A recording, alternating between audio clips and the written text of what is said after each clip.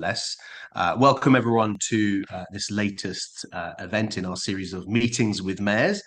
This event is part of a major series for us at the Restate think tank. The idea is to have proper conversations with England's directly elected mayors about what that job actually involves, what it reveals about the state of devolution in this country, and what still needs to change if we want strategic government that can get delivery done. England's regional mayors are a disruptive new force in our politics and policy. They're directly elected. That sets them apart from almost every other part of our system, which means they have lots of visibility, lots of personal mandate from the voters in their patch. And then they also work within combined or strategic authorities that actually have quite tight and specific remits. So deep personal mandate, circumscribed powers. Something's got to give, I guess, is kind of the thesis of some of these conversations. Now, lots of people would say we're just at the beginning of the devolution process in England. And there are lots of places where no devolution at all has happened yet. And there are lots of mayoralties where a lot more power is desired from Whitehall than is currently the case. And it's our mayors, their priorities, the way they work, the things they choose to get done first. It's they who will shape and define the pattern for devolution to come. What happens next will be determined by the current crop of mayors. So if you're listening or watching this later on, welcome. And many thanks if you are joining us live for this event. You're in the special position of being able to ask us some questions, which we can put into the question facility here on Zoom. It's at the bottom of the screen there. Do share a question at any time, and I'll try to weave them in as we go, particularly in the second half, right there at the bottom of the screen. So today, we're delighted to be joined by Mayor Paul Bristow. He's the mayor of Cambridgeshire and Peterborough. Cambridgeshire and Peterborough Combined Authority is a fascinating case because it sits at the junction of globally significant growth assets, but it's also a really diverse place. It's got stubborn pockets of disadvantage. It's got considerable rural areas as well as its cities. It's also a region where the politics of who the mayor is really for is never straightforward. So we're really delighted to have brought you in today, Paul. Welcome to Meetings with Mayors. Brilliant. Thank you very much for having me. So the first question is the same in all of these, Paul, which is about your motivations and why you wanted to be mayor. You've previously been the MP for Peterborough. What made you want to be the mayor for this patch? Well, it would be slightly unfair to start without pointing out the fact that I was liberated from my previous job by the electorate. I only lost by 118. It was very tight. I only had a 1% chance of winning according to the polls, but I always had a puncher's chance. But ultimately, I didn't win. But I remember in the run-up to that election, I was in a pub in the centre of Peterborough, and I was just having a drink with some of my campaign team, and I could see on a table 2 or 3 tables away from me, there was a group of young lads who recognised me. 18, 19, 20, something like that. And they were, talking to each other. And I could just see through peripherals that they wanted to come over. And eventually one of them came up to me and with a bit of courage and said, "Oh, can we have a picture?" and all the rest of it. And we stood up and we had a picture, and that was fine. And I sat down with them afterwards, and they said, "Look, Paul, we think you've done a fantastic job for Peterborough. We recognise you. You're a good MP," but not a single one of them was going to vote for me. And when I said why, they said, "Well, the challenge is that we don't feel we have the same opportunities to succeed in Peterborough." I'm paraphrasing what they said to me, but they're saying the message generally was that they were unhopeful of getting a good job, of getting on and having a good life here in Peterborough. And something that one of them said to me really stuck with me, because they were all either sofa surfing or living with their families still. And they said that the only way that they felt, the only opportunity they had to get a place of their own, a flat or a house of their own, was to make their girlfriends pregnant. And that just really left with me. And I thought to myself, do you know something? I wouldn't have voted for me either if I were you. And if I'm going to do something in politics, either as the MP for Peterborough or in a different role, these are the sorts of people I want to help. I want them, because when I was 18, and I nearly didn't go to university because I felt Peterborough had everything that it could offer a young person. It had big companies, Thomas Cook, Pearl Assurance, big companies. Queensgate was one of the first shopping centres in the entire country to open. It was great, a brilliant nightlife. Peterborough was renowned for its nightlife. Unfortunately, far too many people who are 18, 17 or 18 now can't wait to get away from Peterborough. That's what I want to change. That's why I wanted this job. And that's why I'm so ambitious with it. And do you feel like you're able to make a difference to those sorts of people in your current role? I mean, we'll come back to that question a lot, I suspect, but I think based on the other conversations I've had with directly elected mayors, the aspiration to make that difference to people in those kinds of situations and with those kinds of prospects is is is very generally held, but there's a real frustration about what tools are available. Well, you said earlier on, who are we in this for? Yeah, I'm in it for those young people I met in Peterborough that night. I want them to be able to aspire for themselves, but also for their children, a better future. Do I have the powers to do it? Well, look, if we can sit there and point to the fact that I don't have this power, I don't have that power. But let's use the powers we have for a start. So one of the things I'm setting up in Peterborough is a mayoral development corporation. I think we've got lots of opportunity to create a better future for Peterborough through that. I'm looking to invest in skills across our area in South Cambs and in Cambridge itself. Of all of the local authorities, the level of skills that young people have, or the opportunities to access skills, is some of the best in the country. There are either in the top 5 or 7 in the entire country, whereas the Fens, but it's completely the opposite way around. Out of 202 local authorities, they're very much towards the bottom, and that can't be right. It's there's such contrast in opportunities, and so that's the things I can do.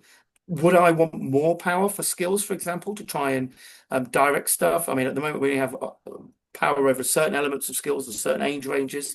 Would I want more devolved power? Yes, I would. Would I want more devolved power over housing? I'm looking forward to an integrated settlement in Peterborough and Cambridgeshire should be getting relatively soon. So all these things are coming. I'm very excited about the English devolution bill and some of the powers that I get there.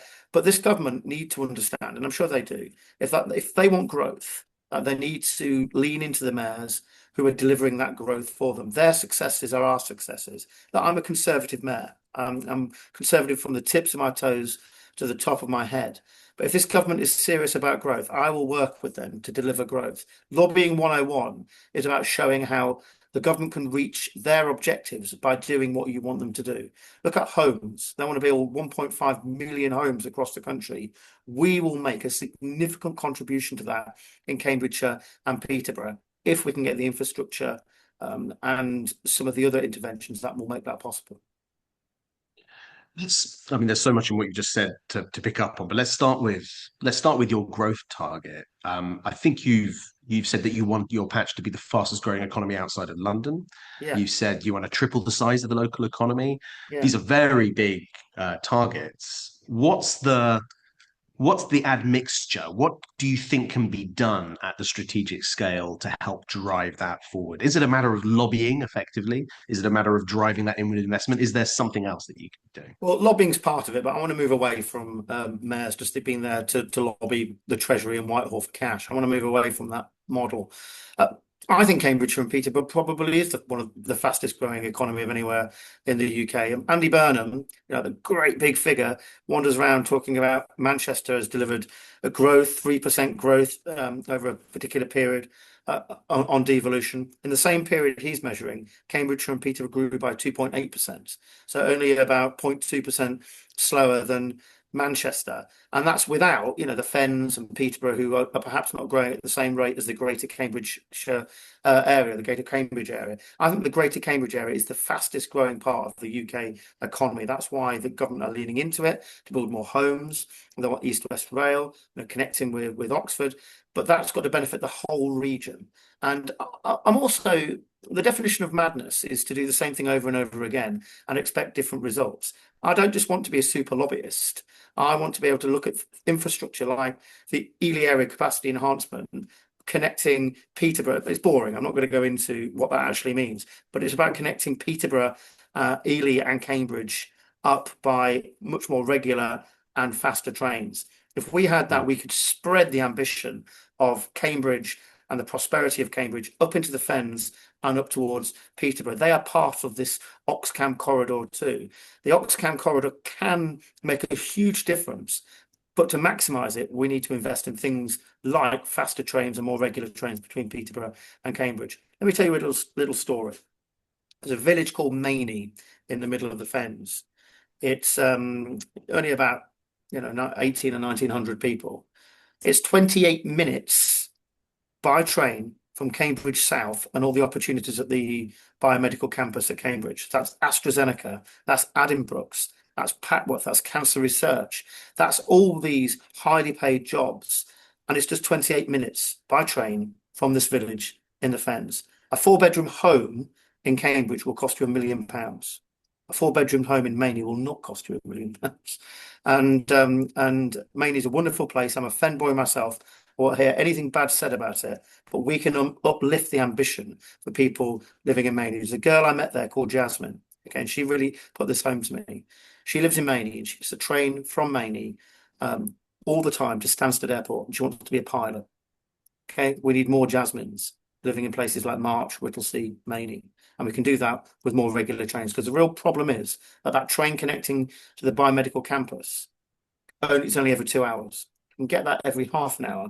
Just think about what that will mean for people living in the Fens. I think that's a really interesting example because it highlights one of those contrasts we've both mentioned now. Within the region, there are places with deprivation and challenge, and there are places where it seems like all we have to do is pull away the brakes and the freight train of growth will pick up. It always feels that way. Whenever you visit Cambridge, it seems to have grown a new arm or a leg and gotten bigger and more dynamic, more of a visibly dynamic economy, for example. Now, there's a way of addressing that whole region picture, which it has to be important to someone in your position by improving the connectivity between these places, right? Making sure people can get from the Fens to Cambridge really well, and it's incredibly easy to do. But sometimes there's a trade-off involved too, isn't there? Where you have to say, well, you know what, I can't try to plow money straight into that village in the Fenlands because I need to pick the low-hanging fruit here in Cambridge to make sure that we really got all the growth happening there. I put it to you that a mayor in your position is on the front line of that trade-off, gets blamed and seen for that trade-off in a way that a national politician doesn't. Well, I would argue that this opportunity in Mainey is low-hanging fruit. Okay, so there are lots of rural areas around South Cambridgeshire, which is a nice place to live. And the government want to build 150,000 homes around Cambridge and South Cambridge and around the region. That is a huge ask and a huge task. And some of the constraints on growth in Cambridge and South Cambridgeshire is our infrastructure. It is having good schools, good homes, water, energy, some of these sort of infrastructure problems. Whereas, in Mainey, for example, there is, I keep coming back to this example, but there is an opportunity for people, for places like that to grow. And do you know something? It's not just about having a nice home and all the rest of it. People will literally live longer. Okay, if they can access the opportunities presented by Cambridge and extend those towards the Fens, etc. So it complements, and also, when we look at issues like water and some of the constraints of growth in Cambridge and South Cambridgeshire, we've got flooding in the Fens and a lack of water in the south. Okay, and a lot of people are pointing to the Fens Reservoir as a means to address that. Look, that's going to be fantastic. It's going to be a place for leisure, for tourism. It's a significant infrastructure project. Again, just a few miles away from Mainey, a few miles away from March, right in the middle of the Fens, which will provide the water for Cambridge. But we can go further than that. We can develop a series of agricultural reservoirs in the Fens, which can solve a lot of their flooding issues, but can also provide the water for Cambridge. Our region complements one another. Again, Peterborough, that great city of 250,000 people, okay, that can complement Cambridge and the growth around Cambridge, by continuing to grow and by having those faster trains between our two great cities. I can get a train from Peterborough to London. It'll take me 46 minutes. I can get a train from Peterborough to Cambridge. It'll take me 55 minutes. I think we can do better than that. Yeah, that's a very stark comparison as well. You've mentioned just now that part of the role here is really founded upon that crucial relationship between you and Whitehall, you and central government. You describe yourself as conservative from the tips of your toes to the top of your head. You may have put it better than that. Sorry, Paul. Is there a conservative way of being a good mayor, as distinct from other ways of being a mayor? Or is that kind of party affiliation, that party style or tone, does that break down because all mayors are essentially in the position of, oh, we kind of agree on what needs to be done?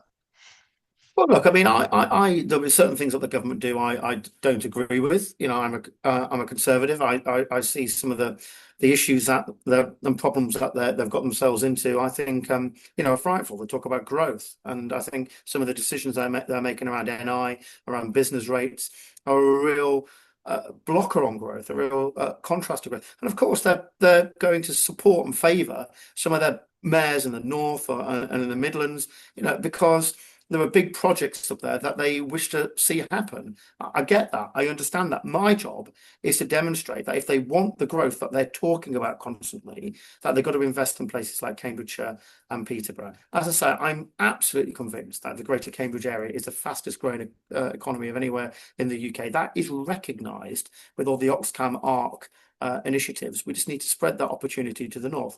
Is there a conservative way of doing it? Well, look, when I talk growth, I mean it.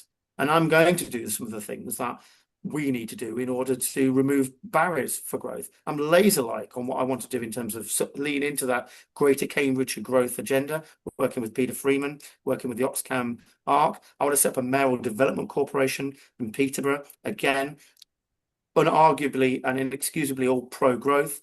But I also want to connect our great cities as well, which I think will drive that growth. Is there a conservative way of doing it? It's understanding that lumbering our population and our businesses with excessive taxes is not the way to growth. It's about working with them, and that's what I'm going to do. Okay, that's a really helpful answer. I suppose one of the other things that makes me wonder about how apolitical a mayor sometimes finds himself having to be is that, of course, you're at the top of an organization and sitting on a board with a Yeah. whole bunch of council leaders from a whole variety of different political parties. You've got Conservatives in some of the districts, you've got Labour in the city councils, you've got the Lib Dems running the county now, is that right? Yes. So there's quite a political range of people you need to have relationships with to get your job done. That's right. Well, look, with me, it will always be region first, party politics second. It was that way when I was the Member of Parliament for Peterborough. It was always city first, party politics second. That's probably one of the reasons I never managed to attain ministerial rank. Other reasons for that as well. But talent for one. No, but so look, I have to work with members of my board, and I call them my partners for delivery. We've got some really interesting things going on. So let's first look to Cambridge, and then we'll look towards Peterborough. So in Cambridge and South Cambridgeshire, we have got a situation where you've got a national government who want to set up a centrally led development corporation to achieve all these things that we've just set out. So you've got a Labour government nationally, you've got a regional government, if you like, in terms of myself, a Conservative mayor. It's our job to write the local transport plan. It's our job to write the spatial development strategy that will underpin a lot of that growth. And then we've also got a Liberal, in the main, Liberal Democrat local government as well. And we're all working together because we all share that vision around growth and what that can mean for local people. Healthier, wealthier, happier people, and growth in the Cambridge area. So what used to be perhaps a challenge for investment and people wanting to invest in Cambridge is the politics. We've turned that around, and we've pivoted it, and we've made that diversity our strength. There are parts of Cambridge where we've got a Green councillor, we've got a Labour city council, we've got a Liberal Democrat county council, and we've got a Tory mayor. If we can't get on, okay, then we're not going to achieve anything. That is understood in Cambridge and South Cambridgeshire, and I think we're making progress as a result. So look, I'm very, very happy with the way that is going. Party politics second, region first. We all adopt that attitude. I'm sure we'll succeed. In Peterborough, okay, where perhaps it's been more challenging because there's, I suppose, with myself, a little bit of history there in the sense I used to be the MP. We put those differences aside again, and I'm working with the Labour MP for Peterborough and the Labour-led City Council on our ambition for a mayoral development corporation that can transform the city centre. There's lots of things that I can do with a development corporation that the City Council will struggle to do, and there's lots of things a Labour MP can do, lobbying in government, to get us the resources we need to do that. So there are things such as land assembly, such as compulsory purchase powers, addressing some of those challenges around viability. We can do that together, but only if we work together. I think that's useful, and it's tempting to hesitate over the development corporation because it strikes me as an example where you might very well be, forgiven for feeling that actually you should be able to override political or politically based disagreement on establishing a tool that useful. You should be able to do that without having too much say so from constituent authorities, without having too much say so from central government.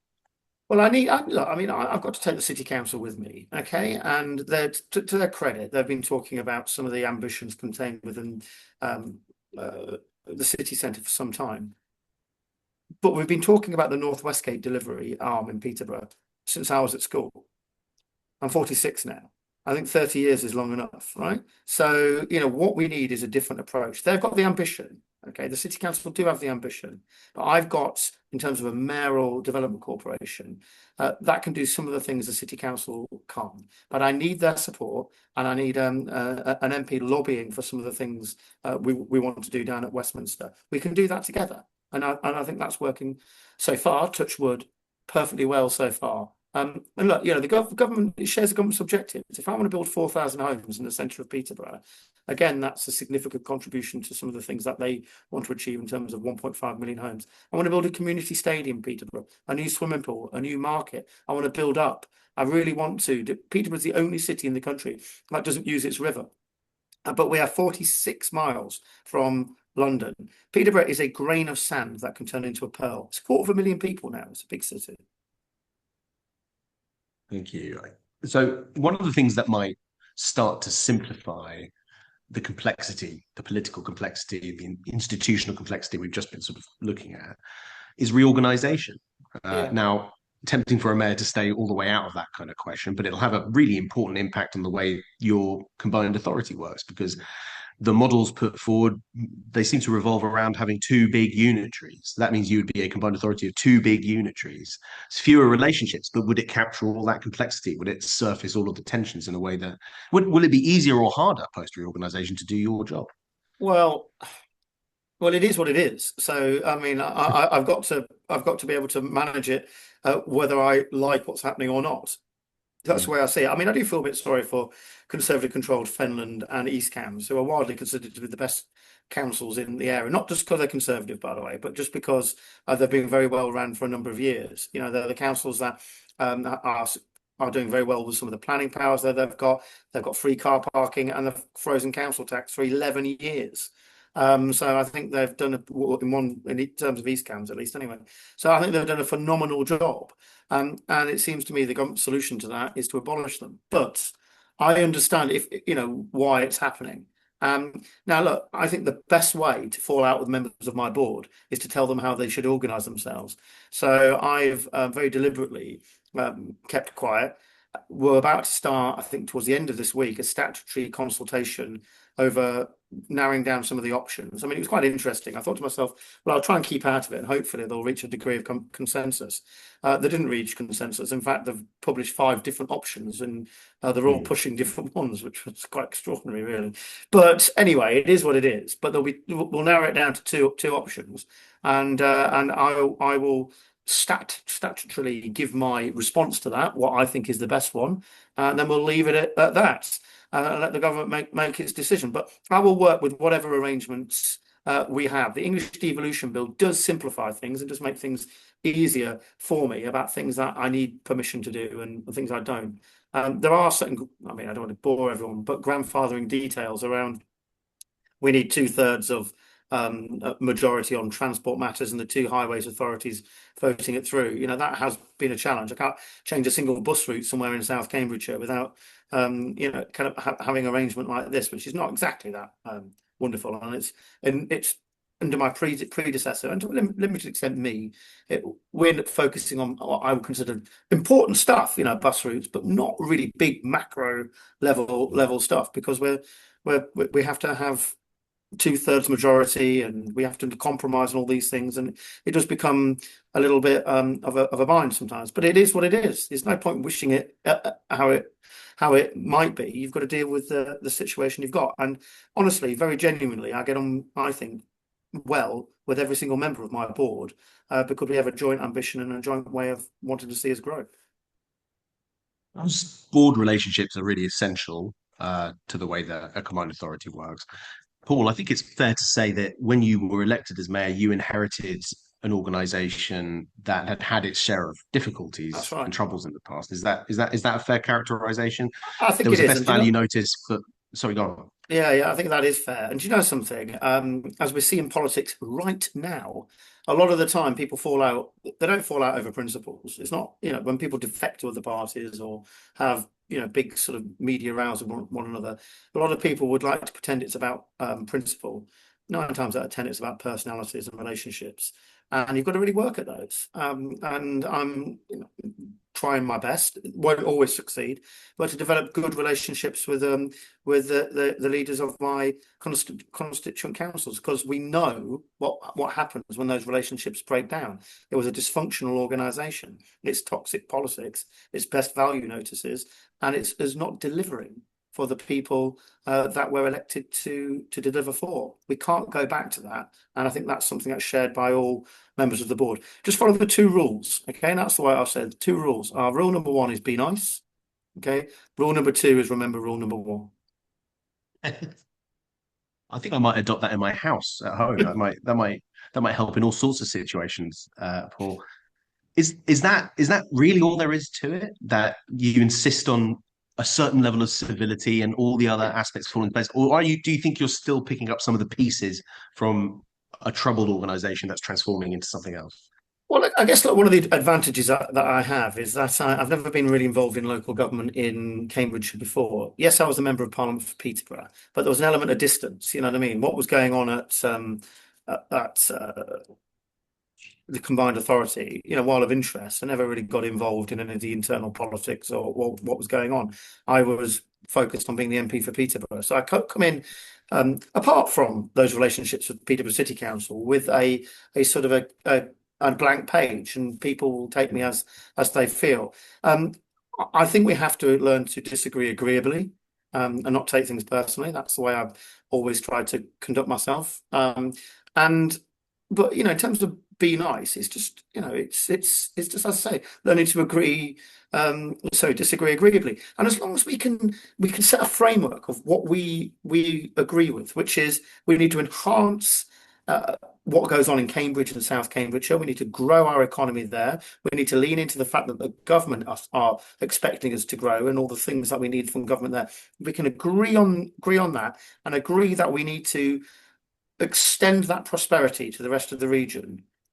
Who can disagree with that? So that is the basis of our agreement. Now, look, we may fall out over, a bus gate on Mill Road Bridge. We may fall out over, the timings of elections in Peterborough. But those aren't necessarily the big sort of macro things that are going to ensure that we have growth for 20 years. Those are the things that we need to agree on. Well, let me give you an example of something that I think has created fallouts in other uh, strategic authorities, which is, and I think this is a genuine bind, and it's one of the big themes that's emerged from all of these conversations I've been having with mayors, which is that mayors seem to find themselves having to weigh in on lots of questions that don't technically fall within their remit, don't technically fall within the remit of their combined authority. And some mayors respond to that by saying, well, okay, we're kind of on the hook for this stuff. We're the most visible politician in the area. We've got the biggest name recognition. We've got a direct personal mandate. Actually, we should just evolve these institutions into a proper, full scale, full fat tier of government. There's a little bit of that in the new English devolution bill, isn't there? But others say, well, actually, we shouldn't have the ability to act in any area. Strategic authorities are for that. They're for strategic planning, economic development, growth, skills, maybe a small smattering of related responsibilities. And there's been a real gap between the mayors I've spoken to who feel, oh no, we should be cross-cutting full fat mayors for everything, and those who think we need to tend that growth responsibility, the strategic responsibilities that are assigned to us first and foremost, and push away the expectation you might have on someone random on the street saying, "Oh, you're the mayor. What's up with my bins or whatever?" What's your view on that? Well, so I'm very much the latter. I've got very much a strategic focus on what I think I need to do to achieve growth. I've outlined those before. Cambridge Growth, Development Corporation of Peterborough, connecting our three cities when we include Ely. Sort of connectivity by train. These are the things that really matter to me, as well as skills, strategic planning, and all the other things that. So that's very much, yes, that's what I want to focus on.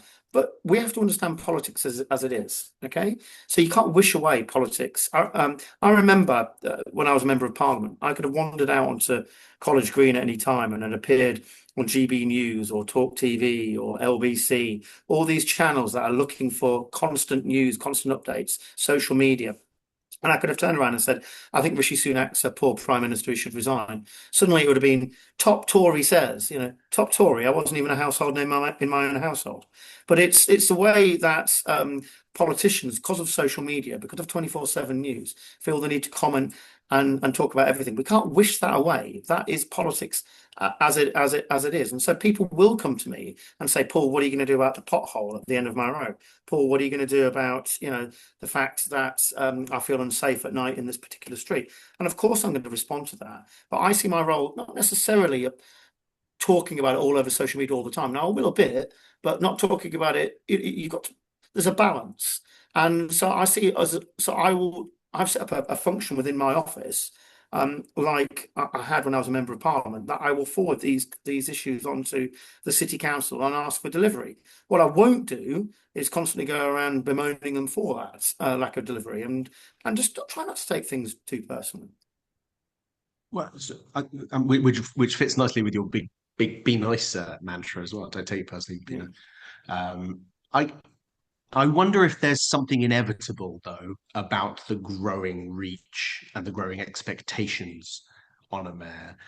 Not least the risk that because as the most visible or one of the most visible people in your patch, you will end up being on the hook for things, and therefore perhaps electorally punished for things that go wrong or go right that have nothing to do with your control, Yeah. but also because there may be a genuine strategic need for region scale intervention in some stuff that isn't currently within the ambit of a combined We've got to think authority. about a convening power that we have. Okay, we have the ability to convene bring together, kind of other council leaders and other agencies and other organisations, and use that convening power to unblock things and do things. But just on those macro things, it's not an MP's responsibility either. Okay, the pothole necessarily at the end of the road, or the person who requires a bigger council house or social housing. MPs have developed this sort of capability and this sort of way to deal with that casework. Okay, MPs are there to legislate. MPs are there to work in Parliament and scrutinise legislation. Traditionally, they were never there to deal with the pothole at the end of the road. But that has evolved, and MPs involve themselves in that matter in the casework function. I've just done exactly the same. Okay, well, that makes sense. We're coming into sort of the second half, so I'm going to start weaving in some of the questions coming in from the chat now. We've got two or three already as well. So just to make sure that everyone watching is aware that I'm going to be doing that, do share your questions now if you've been holding on to them for some reason. Beverly Nielsen asks that she hears that there's a slowing of implementation of strategic authorities in more rural places. I wonder if you can provide any insights into this, as that's a move that would anticipate a lot of upheaval without the strategic economic gains that strategic authorities make possible. So I've slightly paraphrased you there, Beverly. But do you perceive a slowing in the devolution agenda out of government now, Paul? And what's your view on that? Well, look, I mean, I do feel there's been a slowing in that agenda because Cambridge and Peterborough is a bit of an anomaly, really, because you had places which were obviously urban connotations like Manchester, the West Midlands, and then even you go to Tees Valley, whether you lived in Middlesbrough, Redcar, Hartlepool, Darlington, Stockton, or wherever you lived in the Tees Valley, you still believed you lived in the Tees Valley. Whereas Cambridgeshire and Peterborough is slightly different. Cambridge and Peterborough are two very obviously different cities. Now I can talk about light rail in Cambridge. I might as well be talking about light rail on the moon for all it matters to people living, in Wisbech. So to be set up at the same time as some of those other areas, it makes us a bit of an anomaly. But That's not to say that you can't make mayoralties work on big geographical areas, big areas as well. I mean, I think we're doing that in Cambridge and Peterborough by looking at the opportunities. We've got this global city, Cambridge. We've got this fast-growing city, Peterborough. We've got that North Hunts cluster, which we're looking to create a defence ecosystem there. And then we've got the Fens Triangle. It's just about making sure that each of these areas complement one another.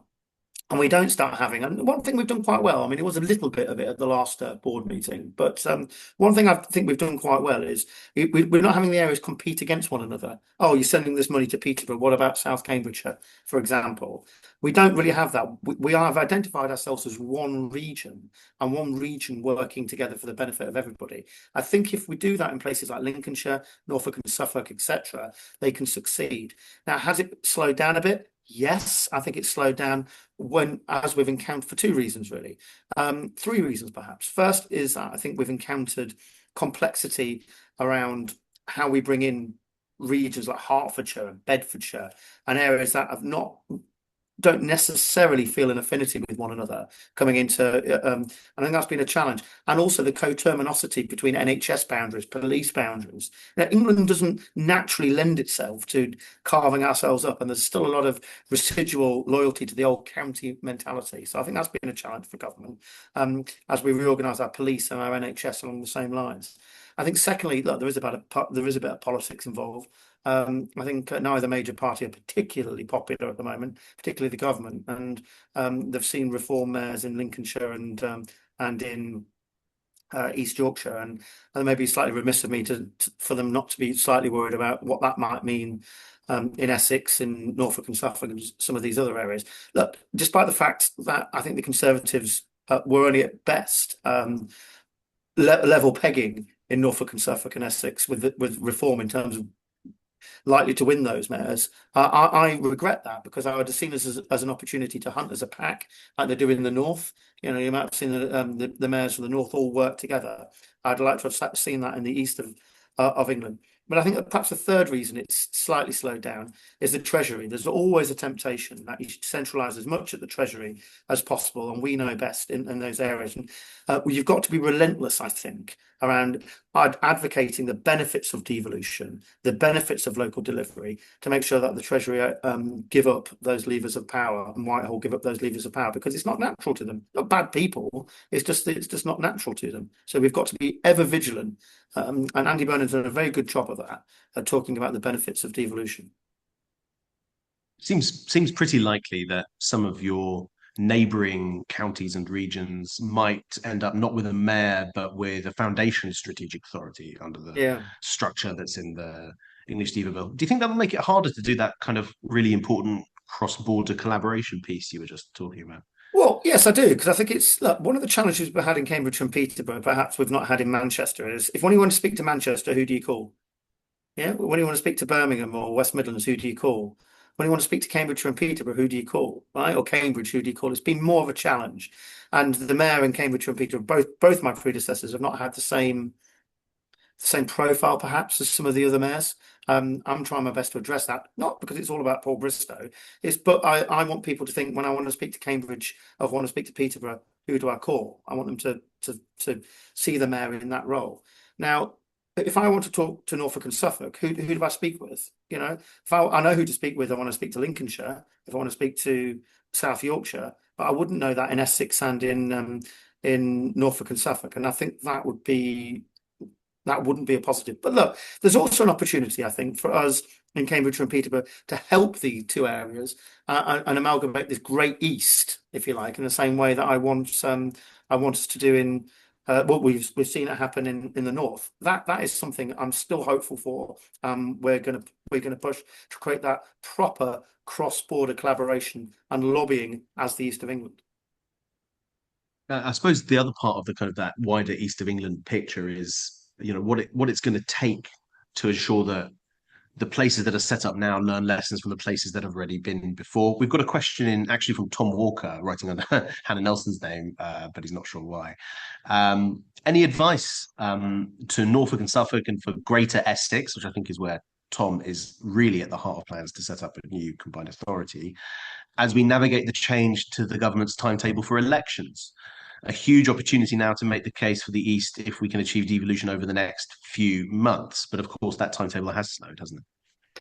Well, I would focus on, I would, I think collaboration between the three authorities would be the first start in that. We already have collaboration with organisations such as Transport East, and as we look the other way, the Oxcam corridor. So a lot of those structures are in kind of place already. But look, Lee, I will work with you on helping to establish your authorities as we try and make the case for the East of England.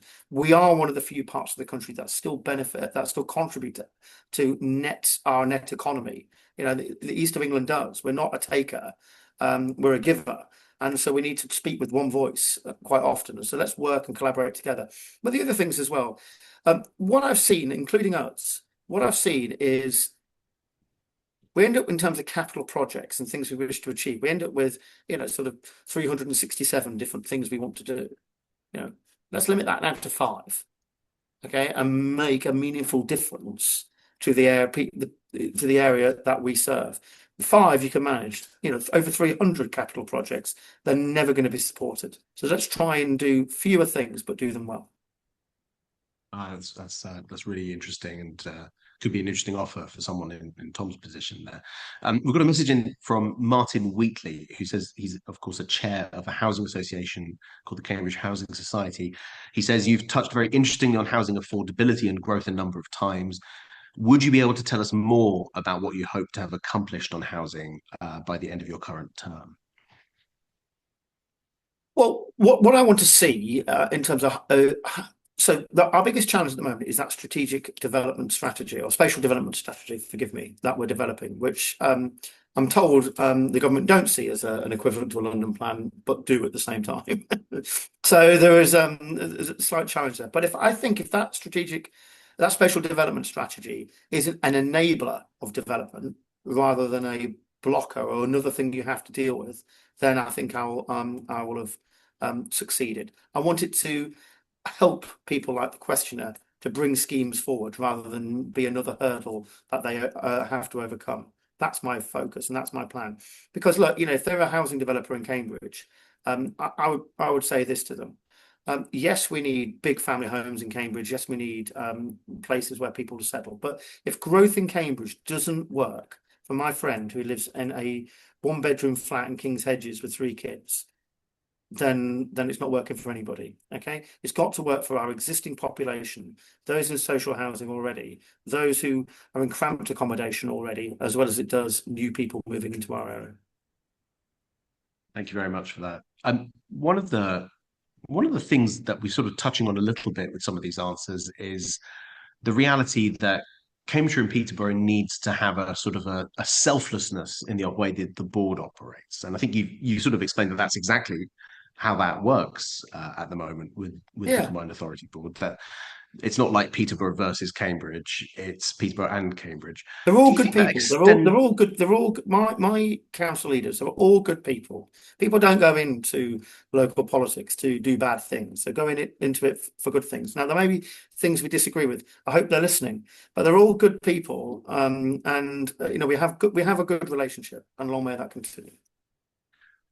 Which leads me to ask whether you think that extends also to the public across your region. Do you think a citizen in Peterborough thinks that Cambridge is getting all the good stuff, or vice versa, or gets the rationale if indeed some investment needs to go somewhere else and it's for everyone's benefit, but that's a hard case to make? Do you think the public's along for the ride? No. Certainly not in the same way they are in Manchester or the Tees Valley or the West Midlands, and that's my job.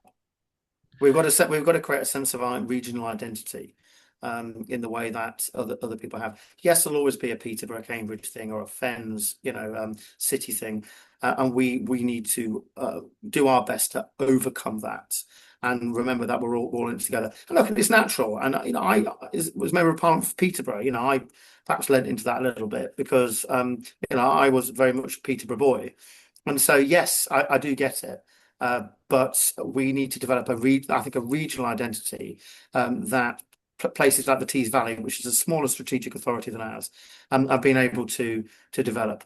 And so, how do you do that? Okay, so you do that through connectivity, some of the things that I've talked about. You do that, I think, through having someone like, as you say, a mayor who is a high profile person. It's not about me personally, but it's about a high profile person who's been seen to bat for our area. And I think thirdly, we have to see our place as our region more than just a place where we rest our head. It's our home as well. And that's the way we need to think about it. Do you realise that Wisbech have got more, Wisbech, for example, has got more historic buildings than Stamford? Do we realise that we've got, Imperial War Museum, Duxford, teaches the history of how the east of England and our region in particular, fought the Battle of Britain and contributed to the war effort in ways we can never imagine. We've got a great history here in Cambridgeshire and Peterborough. We need to tell that story and create that sense of identity. Let me give you one last example. You talked about, our mayors getting involved in things that perhaps they shouldn't be focused on because they're all about economic growth and everything else. I've unapologetically introduced something called the Mayor's Day Out. Okay, because I was very sad to see a number of our historical attractions and cultural attractions, like Ely Cathedral, etc., report a decline in the number of school visits and school trips go. Now, they'll point to safeguarding and coach costs and all this sort of stuff that make these things much more difficult. But when I was at school, what do I remember? Do I remember some maths lesson when I'm staring out the window at the back of the room, or do I remember my school trip? I remember my school trip. And so we set up a fund that would enable schools to bid for money and bid for grants to pay for things such as entry fees, coach costs, to take away any barriers to those school trips going on. And they have sold like hotcakes. We're now seeing scores and scores of schools now take advantage of those and go to school trips. Now, why am I doing that? Because I think Cambridgeshire and Peterborough needs a sense of place, a sense of history, and a sense of our region being more than just a place where you commute to somewhere else, or especially if you're living in Peterborough or Cambridge and you're commuting to London. It needs to be a place where that is grounded in our history and a place that we're proud of. That's why I'm doing it. I think that's a taller order in some places than in others, isn't it? Is that unfair? Yeah, I no, no, mean, no, Greater absolutely. Manchester sort of has that pre-packaged, doesn't it? No, no, no. But that's what I'm. Look, it is an economic growth area because it fuels our visitor economy, but it's more than that. It's a social capital that kids will remember from their school trips. And yes, I did this in Cambridgeshire and Peterborough. It's our area. Is it a challenge? Of course it is, but we've got to start somewhere, right? Do you think it's possible that, well, this is, I guess, conjecture, but we've been talking a little bit about the East of England as a concept, haven't we? Devolution in the East of England, the identity of being in the East of England. We could also talk about East Anglia. Is there a larger footprint for some form of identity that might work better here? And is there a way of cobbling together the strategic institutions on a bigger footprint that might help all the Well, things you're talking about? the plan was always to create a strategic authority at the very start that involved Norfolk and Suffolk and Cambridgeshire at the same time. Yeah. That was the original idea, the That was original the original plan. George Osborne concept, wasn't Yeah, but Norfolk and Suffolk decided not to bother, so Cambridge and Peterborough went on its own.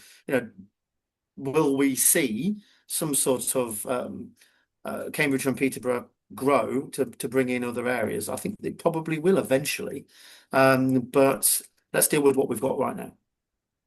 All right. Well, that's a very, for a nerd like me, a very tantalizing answer, Paul. I mean, you keep saying, "Oh, let's not bore people with this or that," but you've got, I think, I suspect, an audience of geeks, both during and after this event. So do feel free to get into the weeds of those kinds of questions, even as we kind of round the corner here in the final straight.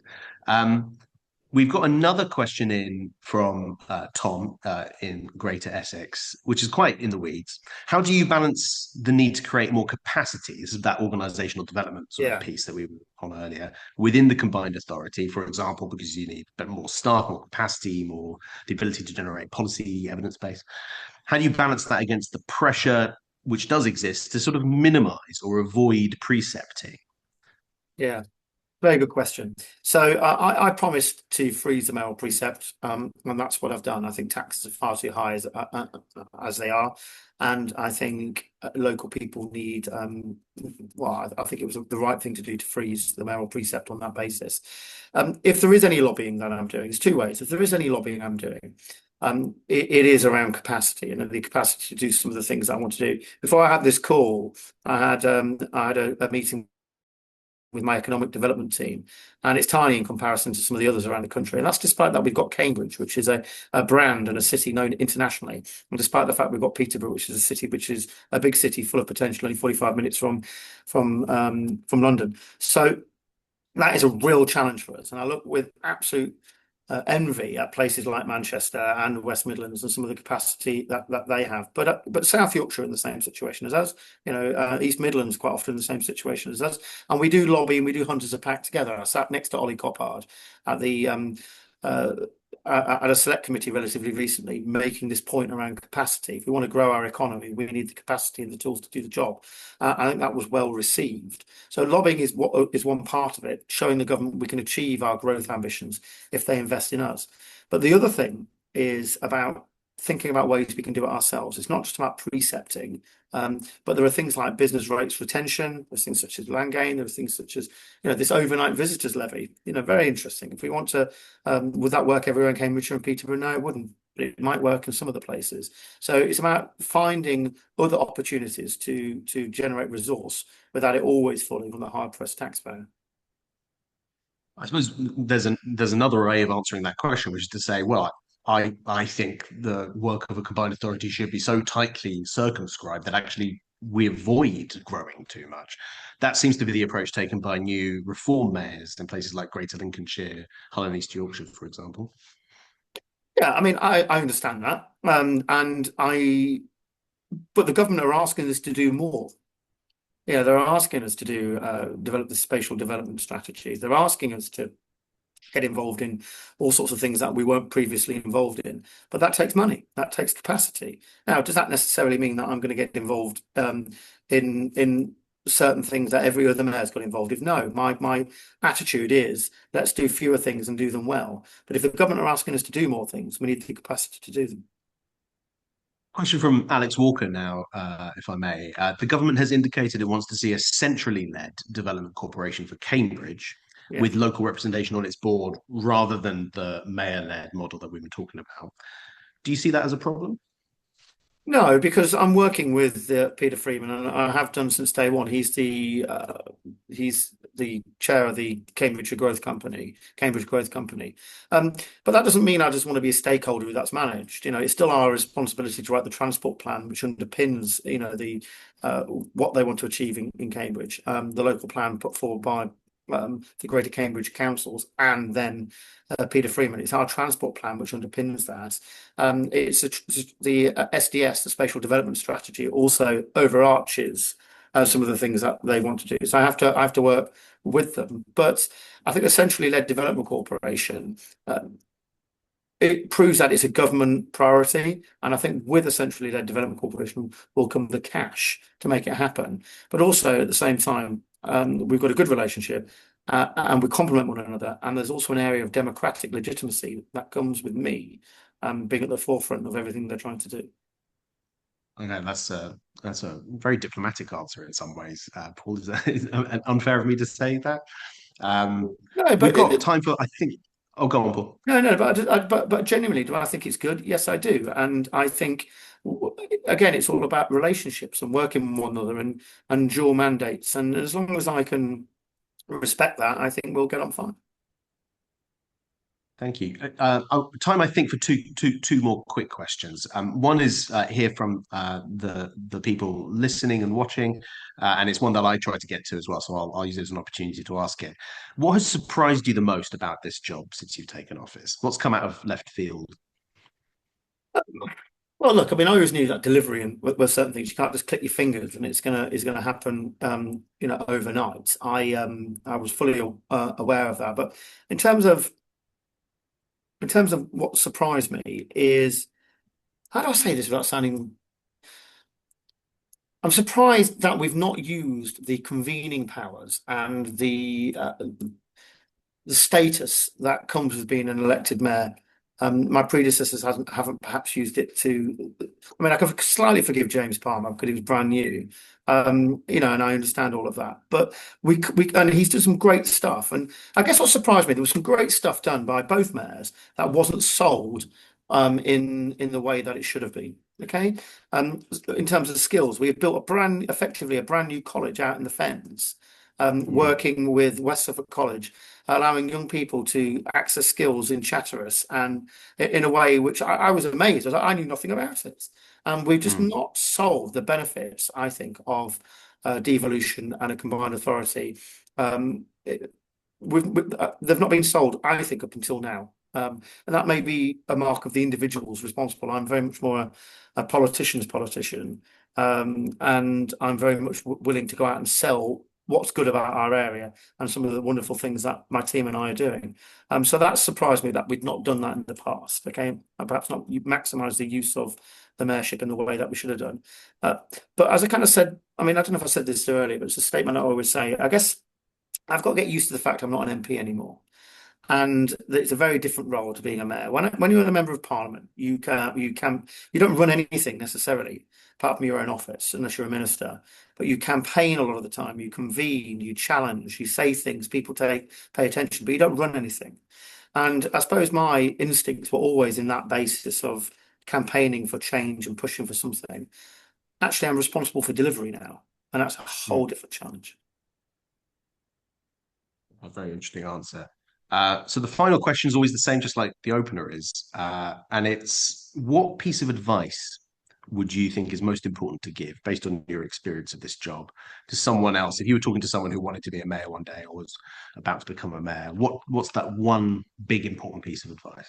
Laser-like focus on delivery. You need investable propositions, things you want to do, and don't get distracted by events. Focus on delivery of those things you want to achieve. Nice and straightforward. Paul, it's been an absolute pleasure. Thank you so much for making the time for this. A considerable chunk of what I'm sure is a very busy schedule. No problem at all. But thank you for taking it. Really appreciate it. Thank you, everyone, for joining us and for those interesting questions. And thanks also for tuning in later when this is uploaded to YouTube. Look out for more from us in our Reimagining the Local State program, which is our core program of work, research, and events, as well as policy ideas in the whole world of local government, devolution, and strategic authorities. Lots more to come in that soon. But thanks from me once again, and thanks for joining us. Thank you, Paul. Thanks. Cheers.